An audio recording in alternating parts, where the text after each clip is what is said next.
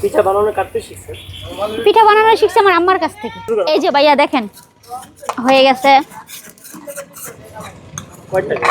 এটা 15 টাকা পিস। এটা খেতে হবে হাঁসের মাংস দিয়ে বা বর্তাবাটি দিয়েও খেতে পারবে, আর যদি চা কফি দিয়ে খেতে পারবে তাও খেতে পারবে।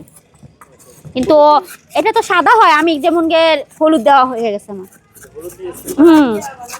পিঠার নাম কি এটা? এটা চিতল পিঠা। প্রতিদিন কত পিস বিক্রি হয়? কত পিস যাই তো 70 80 90 পিস তো যাই। তাওটা তো গরম হয় নাই, তাই জন্য পিঠাটা উঠে না, নাহলে পিঠাটা সুন্দরভাবে উঠা যায়। এটা এটা হচ্ছে 15 টাকা পিস চাপ। এটা হচ্ছে চিতল পিঠা। এটা মূলত কি বরিশালের পিঠা নাকি?